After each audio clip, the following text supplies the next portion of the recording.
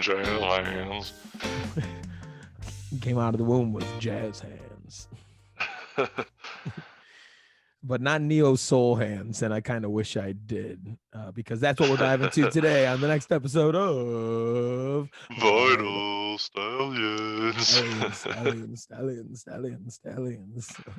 But yeah, our second album review today of our series, Women in Music, to celebrate Women's History Month. And man, we are diving into some Alicia Keys songs in A minor. 2001. This is a 16-track banger. A little over an hour. What do we got here? An hour and 3 minutes. And we have 4 singles off the album. We have Fallen, which is the lead single, released about 2 months before the whole album came out. A Woman's Worth, How Come You Don't Call Me, and Girlfriend. And truthfully, the only one of those I've really heard on the radio is Fallen.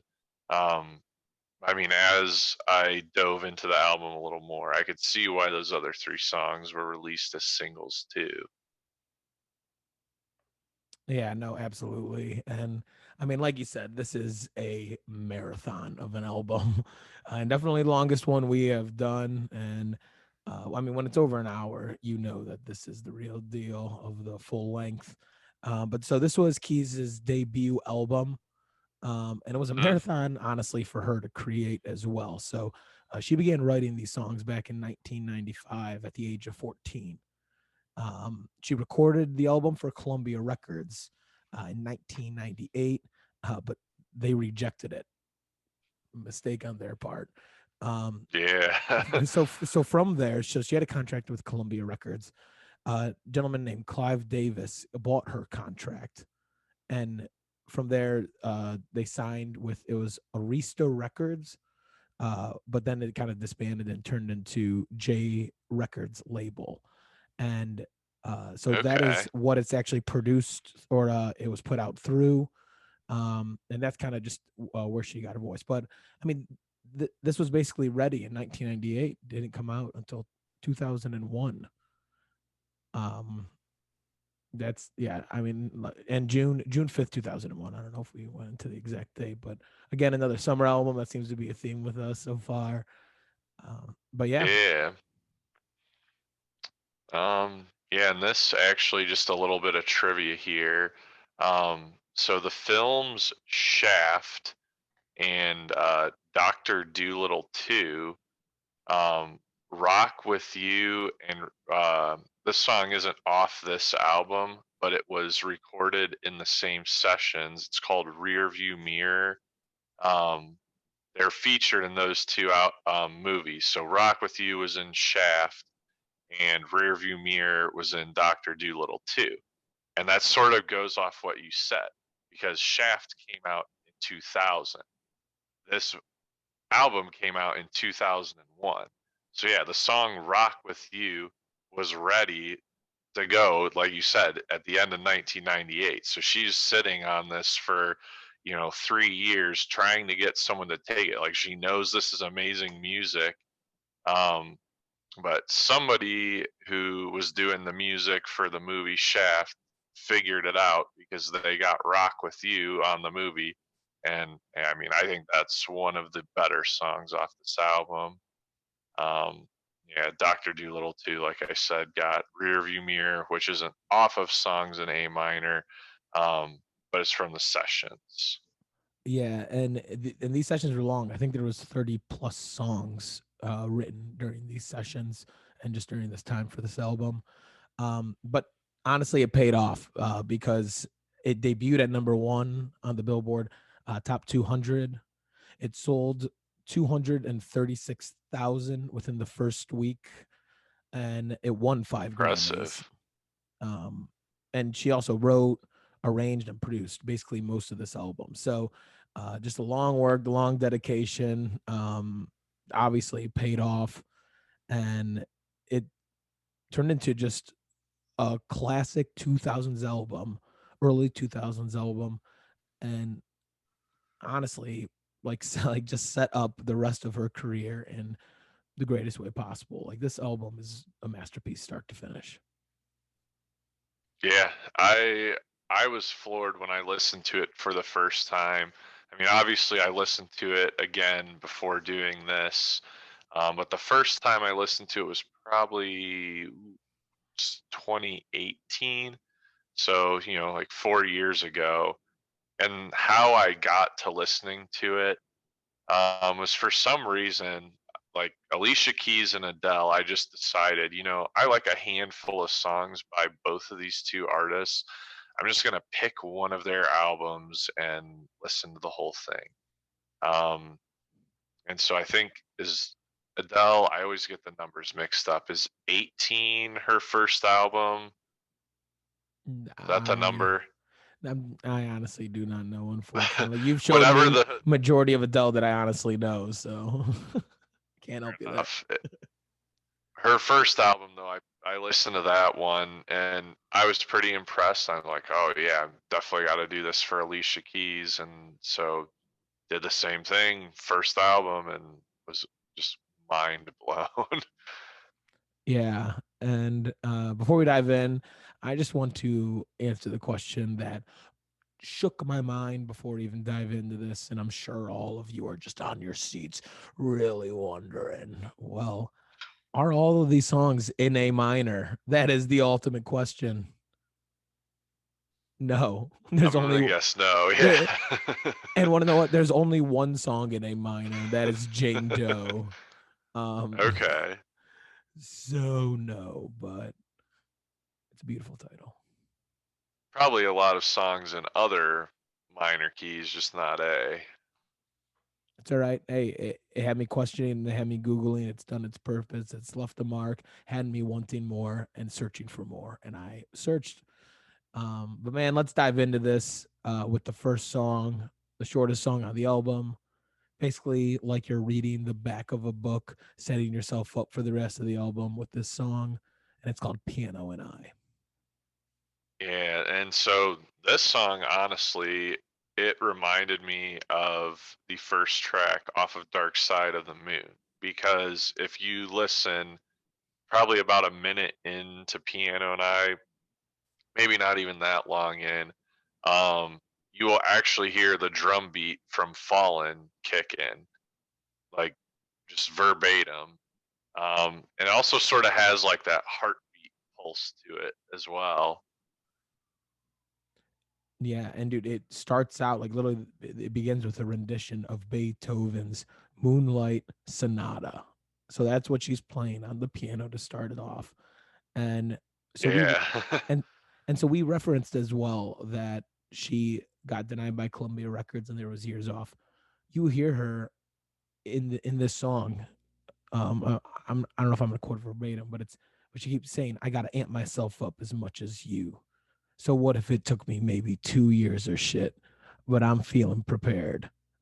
And that is literally, she says something along those lines, and it comes to reference, like it comes to light now. Like now that we've done our research, Klep, knowing that it took that long for this album, like it all makes sense. It's basically just setting you up and putting you back in your feels for what is to come the rest of this album. Absolutely. Yeah, so then off of Piano and I, it goes into Girlfriend, um, which is a very ironic title for the song, because it's not about a girlfriend, it's about a girl who is your friend, which is one of the lyrics that Alicia will repeat throughout the song. But yeah, I mean, this song is clearly about trust issues. Um, you know, not sure whether the song is from Alicia's point of view or just another character. But whoever it is has this boyfriend who's clearly hanging out with this other girl, and she doesn't like it. And so, like, that's sort of what the whole song is. She's just reminding her, oh, it's not a girlfriend, it's just a girl who is your friend.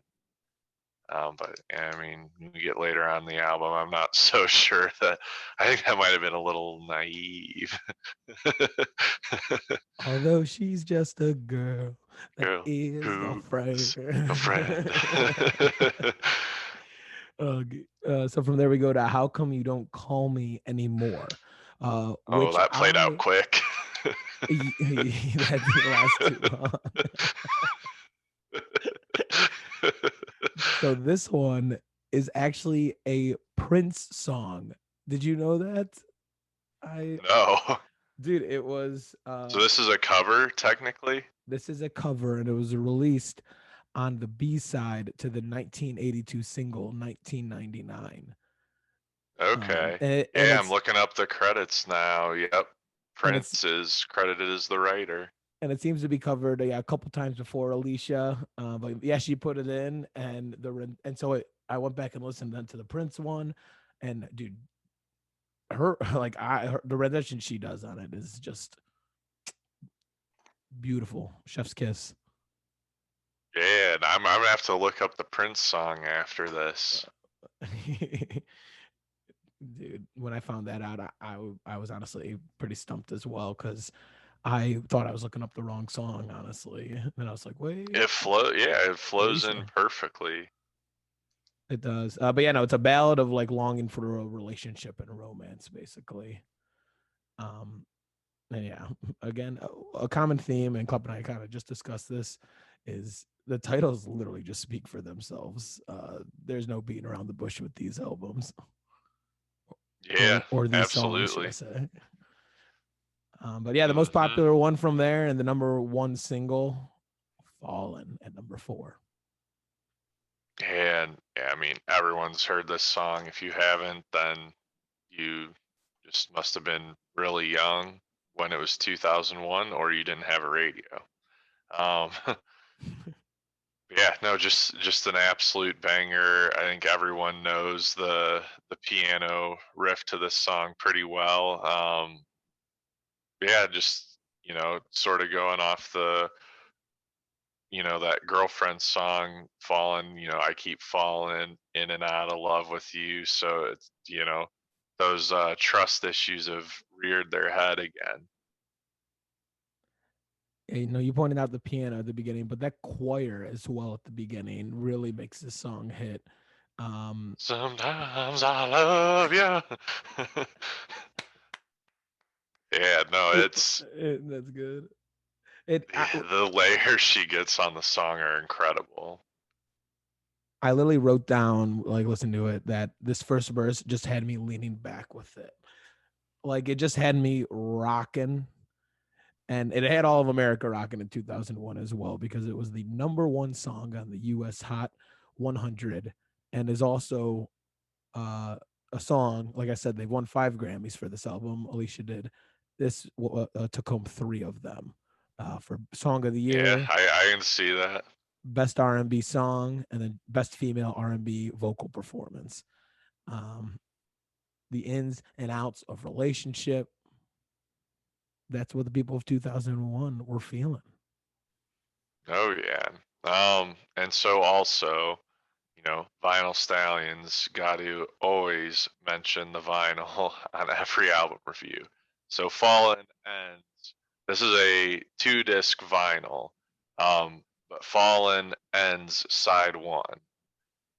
So yeah, imagine that. Like you just toss this on the record player and get those first 4 songs. Another thing too, so sort of like Alanis Morissette, um, it was mainly released on CD. In fact, in 2001 there was no vinyl release. It wasn't until 2002 it was pressed in Europe, and then they didn't press it again until 2011. 10-year anniversary. But the way they ordered the tracks is actually different on both releases.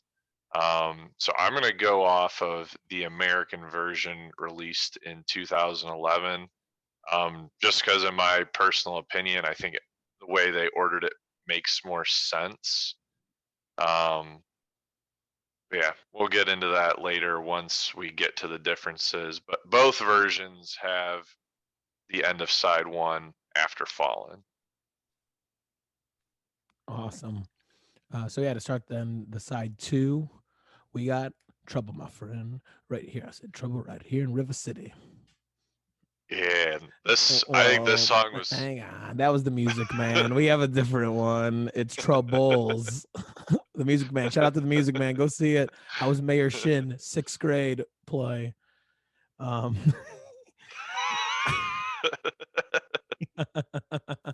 I got to wear some good slacks and suspenders, so it was a great time. But Troubles comes in, and a great way to start the next side of the album. Uh, Alicia has a great quote that I honestly found, kind of speaking about this song and how it was kind of like a Okay. trigger point of how she kind of wanted to start like structuring basically her feelings for this album. Uh, so she began writing this song um, in her apartment, kind of just in between the time again when Columbia Hmm. Records rejected her. But she goes, that's when the album started coming together. Finally, I knew how to Okay. structure my feelings into something that made sense, something that can translate to people. That was a changing point. My confidence was up, way up. And then from there, uh, Keys learned how to produce by asking questions to the producers and engineers. And then that's like during that period is where she learned all of that. And then she just kind of got a good feel. So maybe it was for the best that honestly Columbia rejected it, because it sounds like she just only improved and improved as an artist. And this album like turned out like everything was meant to happen, man. Yeah, many failures can be blessings in disguises, or blessings in disguise. Um, yeah. So after Troubles, I think she's sort of slowing things down a bit. She just really punches you in the face with those first four songs. So Troubles, where we flip that vinyl over, give you a little time to decompress, and then we're right into the Alicia Keys version of a goo pit with Rock With You.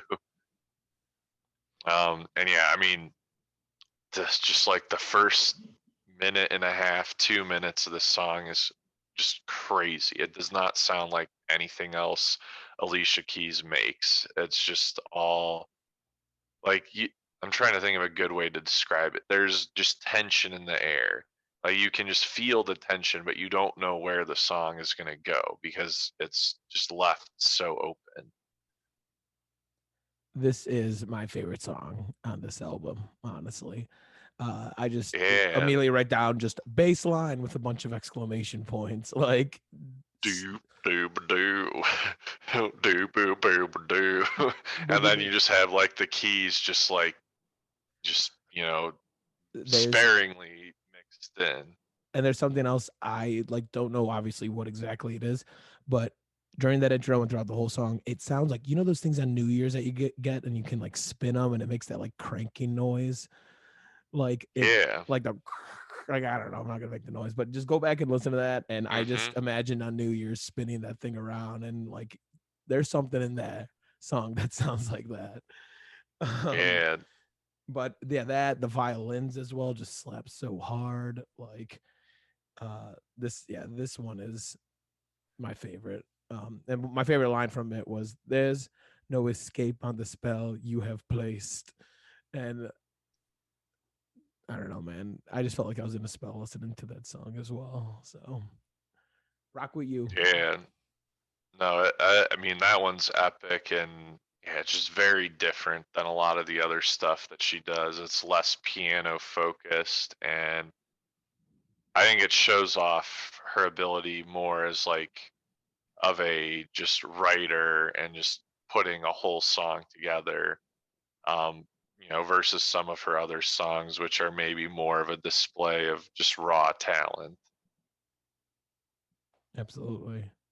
But yeah, one of the best on the album, hands down.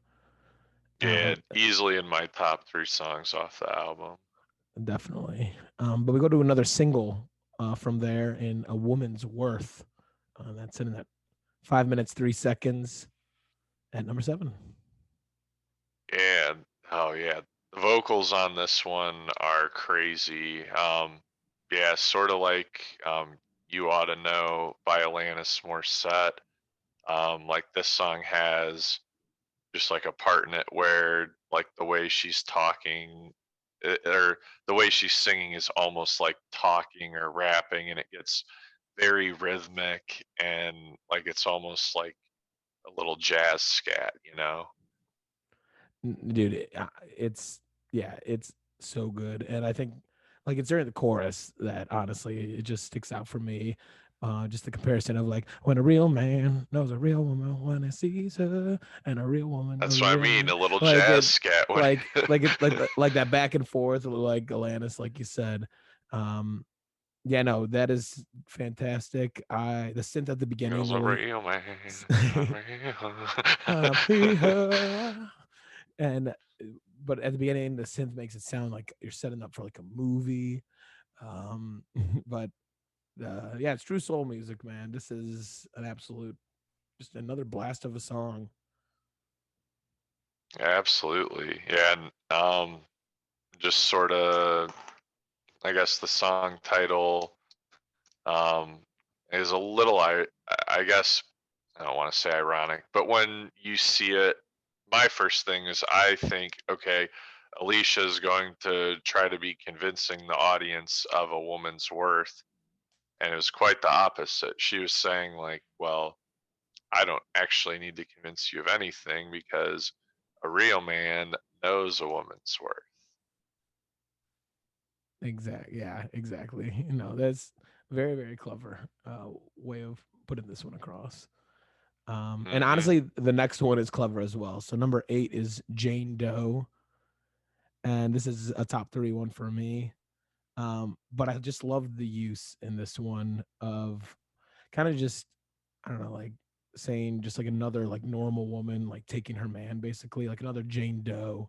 But I mean, obviously Hmm. you always, I mean, you obviously like know like John Doe, Jane Doe is just like those basic names they put. But yeah, just the use of that is just like, again, very clever how to like put that across. There's a bunch of songs about this topic and whatnot, obviously, but uh, the use in the dough, Spruce approved. Yeah, no, that song is very groovy. And this ends side two on both vinyl releases, the Europe and the US 10th anniversary.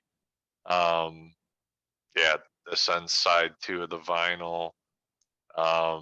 Flip it over, and then start with Goodbye, which I think Goodbye, at least for me, wasn't necessarily my favorite song on the album, but I felt it was the most soulful. Like this is the one where you can just feel the raw emotion in Alicia's voice the most. Yeah, definitely. And I love how it just starts off like, bye bye. And like those are the first lyrics that come out. And yeah, there's a lot of just interesting stuff going on in the background. Again, when listening to these albums, I just kind of like write down my original just thoughts and like what certain tones and things remind me of. One of them that I wrote down was it kind of like the sound of like a perfume or a cologne bottle being sprayed. Go back and listen. I'm telling you, it sounds like that. And there's another one with like kind of like it's like a register or like opening or like a bell. Yeah, is consistently happening Okay. throughout the whole song. So those are two that stood out. But overall, the use of the hi hat on this one I thought was great. The just different switch ups and stops on that was utilized to the absolute fullest. I could only wish I could do that. Yeah, oh yeah, that's one of the most difficult parts of drumming is learning how to get the hi-hat barks down and get them in time and all that. Um, yeah, we'll talk about the personnel at the end, but the drummer that Alicia Keys has on this album is excellent. Um, Egg salad. Yeah, so from Goodbye we go to The Life, and yeah, this one I actually noticed the drums quite a bit too. Um, just the way that beat is laid down, it's just sort of a little offbeat, sort of the way it's going off of the piano. Um, I just love the way the drummer's getting that clicking sound. Sounds like he's using the rim of the snare drum to get it. Um, yeah, just the drum beat in that song stood out to me, and yeah, it was just ridiculously groovy. Dude, it was. One line that stood out specifically in this one was, because when it rains, it pours. Isn't life worth more? And again, just I don't know, just that use of rains, pours, life worth more. Like she does a great, um, I don't know, it's like, I mean, it's poetry. That's ultimately what it is. Uh, Great song. Yeah, is that the longest song on the album? I think so. Oh wait, Rock with You I would actually say I think Rock with You is, takes it by yeah. about 12 seconds, I think.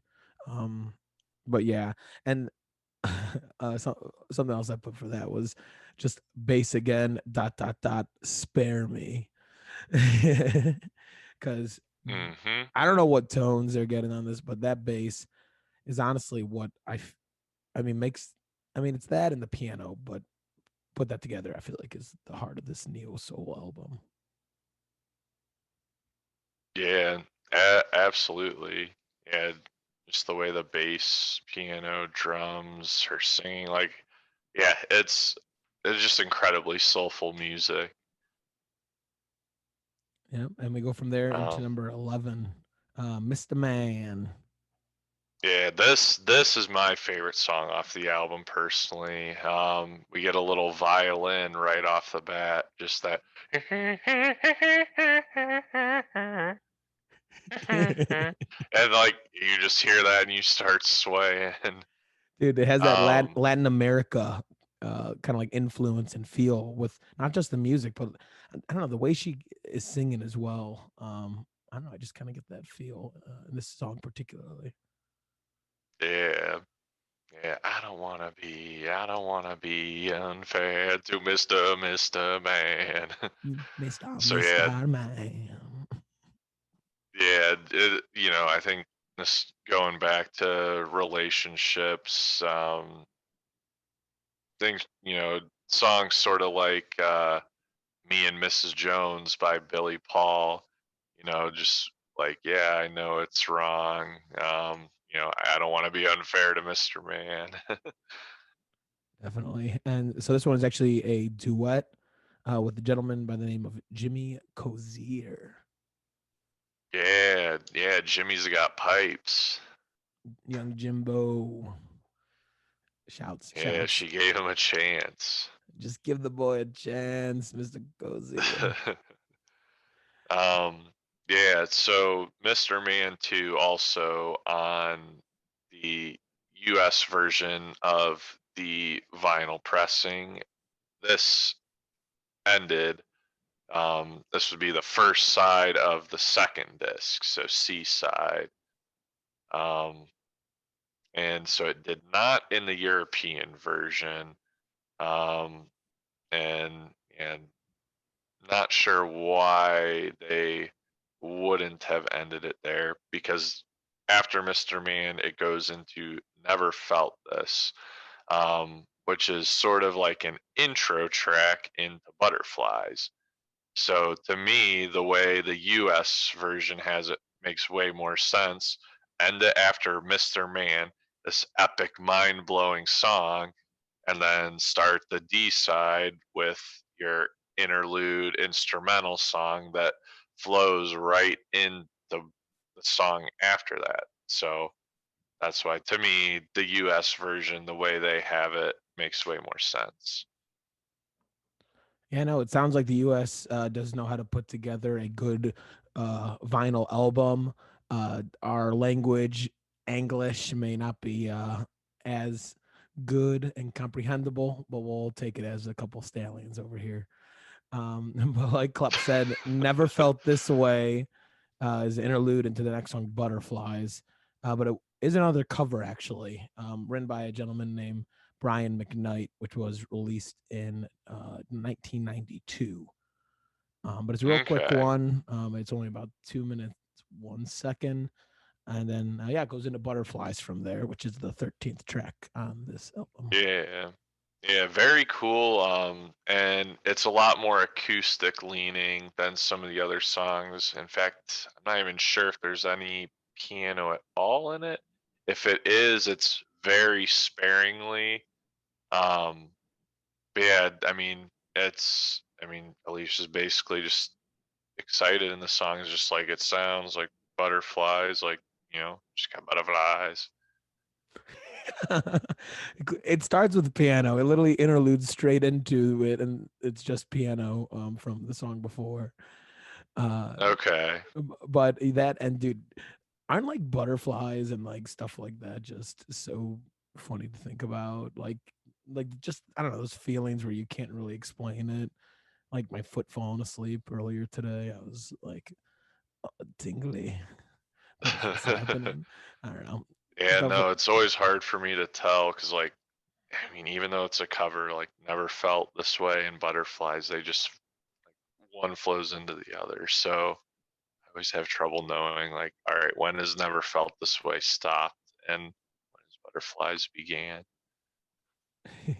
It's still going to this day. But from there, track number 14, Why Do I Feel Sad? Why does she And feel why? sad? Why? Because, but in time, things must change, so it shouldn't be so bad. Why do I feel so sad? It does, Yeah, and yeah. I think she's just sort of talking about just the idea where, people can just be very malcontent with their situation, and then, like, when you really sit down and think about it, it's like, really things aren't that bad. My problems aren't real problems. Like, why am I worrying about it so much? Why am I so sad? And dude, I like you gotta accept change. Change is inevitable in life. Like it's as simple as that, and with every aspect of it. And that's just why she's like what she's talking about. Like, why do I feel so sad? Like things must change, and she knows that. But as humans, we're obviously gonna have affection and whatnot, and so that is why you feel sad, Alicia. That is why we're humans. But We sure are. imagine being a caged bird because that's the next song on the album, number 15. And this one stood out to me because um, this was one where she wasn't using like that classic piano sound. Like, you could definitely tell she was using a keyboard and had it programmed a certain way. But the tone she got out of the keys in this song, I thought was ridiculously cool. Like, just the sound that she made with the keyboard is just way different than it was in all the other songs. Yeah, no, all those other ones are definitely like kind of more classically, just piano tones and whatnot. My stallion ear was listening, and it literally sounds like a vinyl track turning during the beginning of this song, like kind of in the background.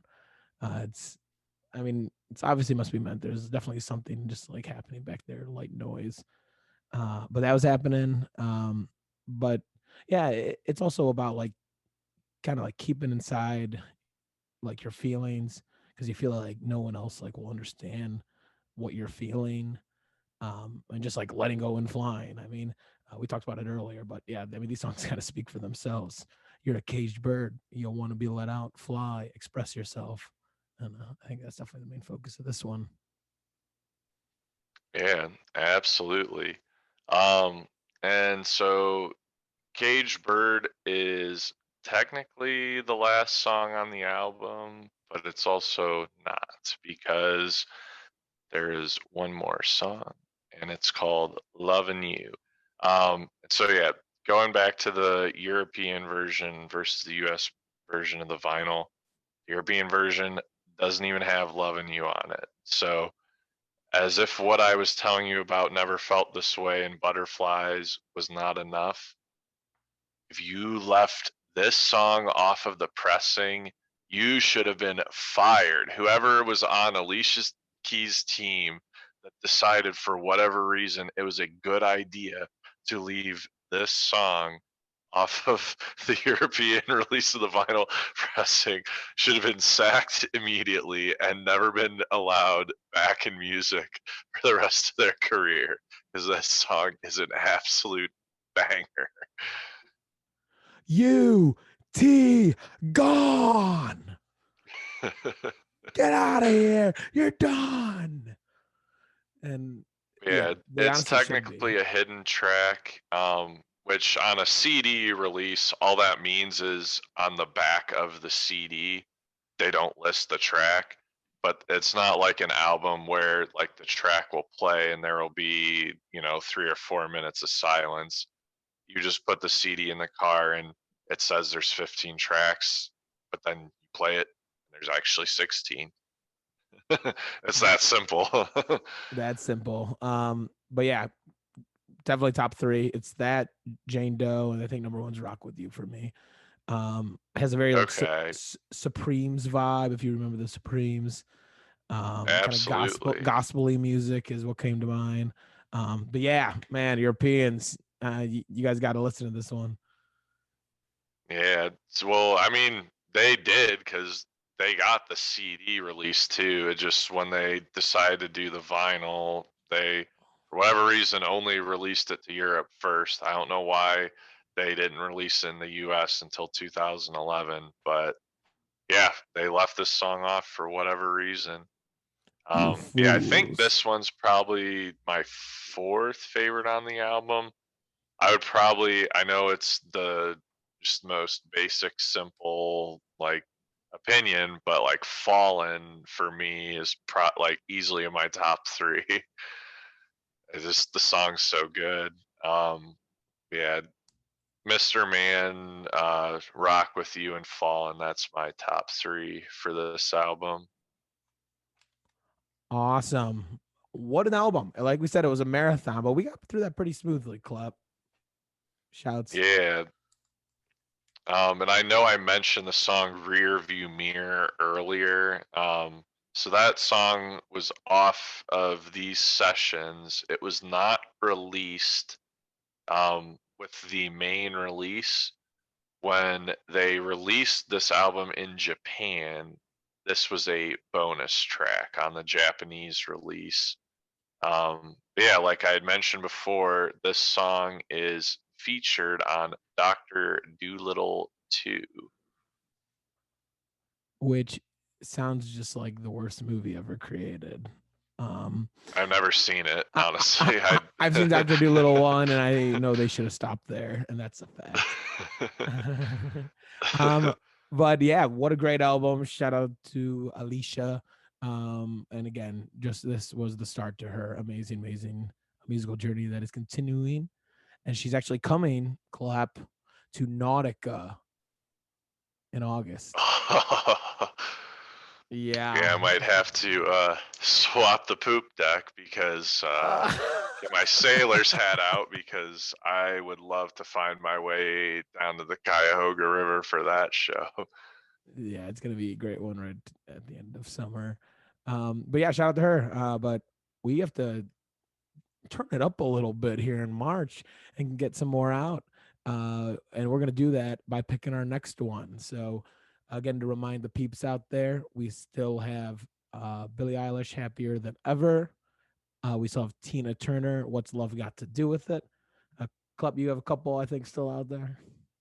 Still got Ceremonials by Florence and the Machine and Dreamboat Annie by Heart.